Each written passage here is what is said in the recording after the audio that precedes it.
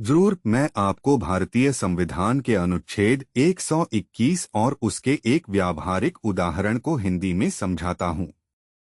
अनुच्छेद 121 उच्चतम न्यायालय या उच्च न्यायालय के न्यायाधीश के आचरण के विषय में संसद में चर्चा पर निर्बंधन। यह अनुच्छेद संसद को उच्चतम न्यायालय, सुप्रीम कोर्ट या उच्च न्यायालय, हाई कोर्ट के किसी न्यायाधीश के आचरण पर चर्चा करने से रोकता है। लेकिन इसमें एक अपवाद है। न्यायाधीश को हटाने के लिए महाभियोग, इम्पीचमेंट की प्रक्रिया के दौरान उनके आचरण पर चर्चा की जा सकती है।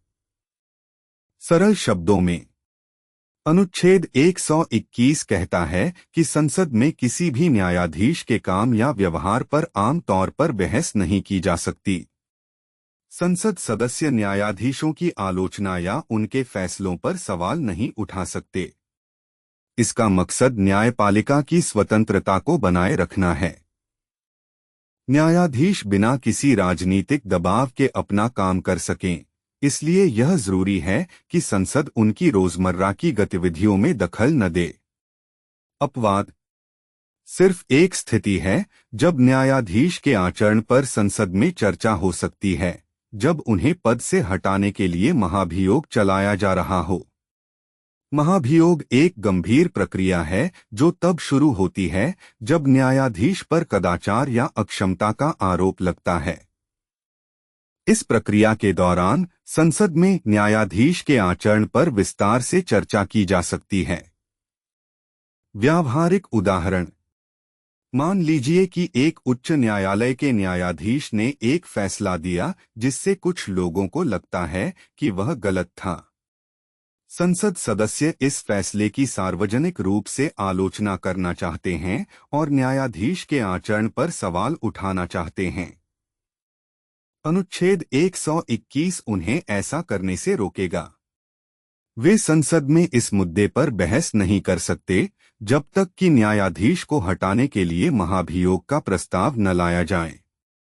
अब कल्पना कीजिए कि न्यायाधीश पर भ्रष्टाचार का आरोप लगता है। संसद सदस्य न्यायाधीश के खिलाफ महाभियोग का प्रस्ताव लाते हैं। इस स्थिति में अनुच्छेद 121 लागू नहीं होगा। संसद सदस्य न्यायाधीश के आचरण पर विस्तार से चर्चा कर सकते हैं, सबूत पेश कर सकते हैं और यह तय कर सकते हैं कि न्यायाधीश को पद से हटाना चाहिए या नहीं। अनुच्छेद 121 का महत्व: न्यायपालिका की स्वतंत्रता की रक्षा। यह अनुच्छेद न्यायपालिका को कार्यपालिका और विधायिका के हस्तक्षेप से बचाता है। निष्पक्ष न्याय सुनिश्चित करना: न्यायाधीश बिना किसी डर या पक्षपात के अपना काम कर सकते हैं।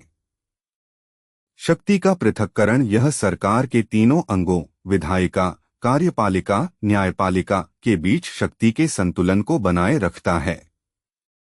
मुझे उम्मीद है कि यह स्पष्टीकरण और उदाहरण आपको अनुच्छेद 121 को समझने में मदद करेंगे।